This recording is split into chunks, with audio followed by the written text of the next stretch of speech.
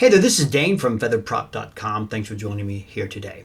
You may have heard preachers say that we all live forever, and we just need to make a choice as to whether it will be in heaven or in hell. Evangelists often make good use of the common belief that the human soul is immortal, that we never die, and that they tell us that we just need to pick where we want to live out eternity.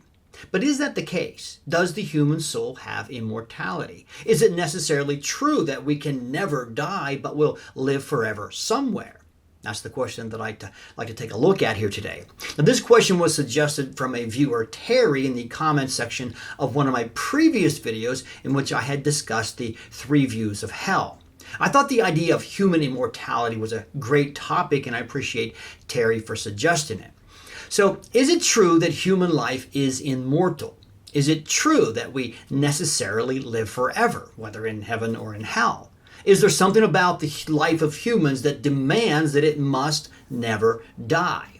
Well, I'm going to begin with a passage that suggests this is not the case. In 1 Timothy chapter 6, Paul is leaving Timothy with some general thoughts as he's winding up his letter. And he's encouraging Timothy to fight the good fight before a God whom, Paul says, gives life to all things. Now, not all things have life. For example, we don't classify a rock as having life. It's inanimate, meaning it has no life. It does, however, have existence, and we know that existence comes from God. But many other things in this world have life, such as plants and animals, yes, and even us. We have life. And so I understand Paul to say that everything that has life was given that life by God. So if humans have life, which we do, then we know that that life is not necessarily ours, but was given to us. We are not the source of our life, God is.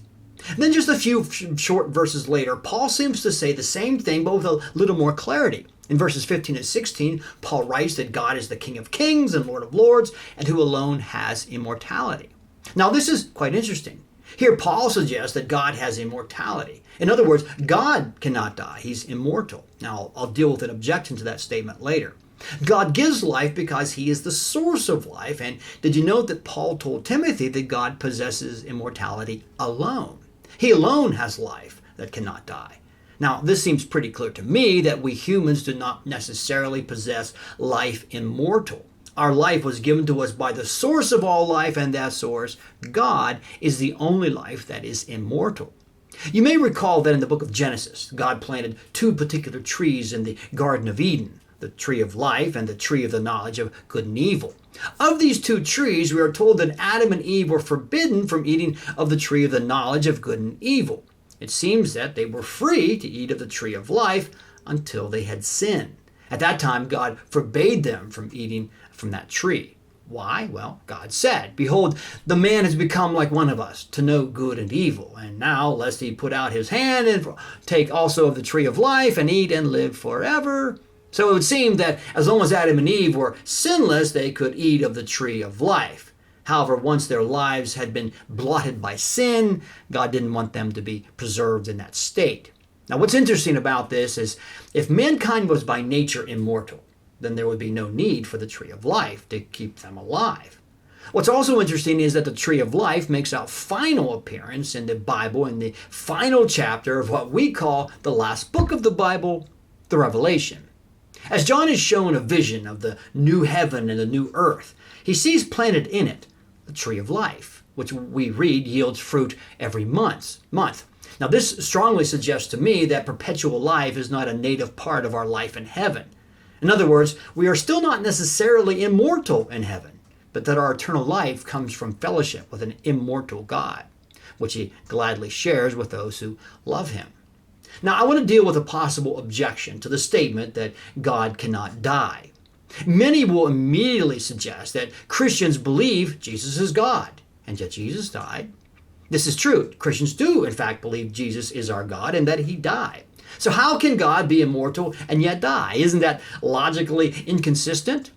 Well, the Apostle Paul suggests to us in his letter to the Philippians that Jesus, when he became human, clung no longer to his godly attributes, but emptied himself of them and accepted the lowly position of a servant. And we see in his life that Jesus experienced many of the things that God cannot do. For example, we read that he who keeps Israel shall neither slumber or sleep. Yet Jesus grew so tired that he fell asleep in a boat being rocked by a storm. We know that God is omnipresent. He's everywhere, and we can't flee from his presence anywhere. Yet Jesus freely admitted that he was not everywhere when he walked this earth. Jesus, as a man, accepted the limitations of humankind and emptied himself of the attributes of godhood, including immortality. God, because of his love for you and me, elected to give up his immortal attribute and accept mortality to know what it's like to be you. So are we humans inherently immortal? No, I believe the Bible clearly teaches that only God has immortality, and we live only as we are connected properly to him. Well, with that, I'll sign off. Thanks for watching, and I hope to see you here next time.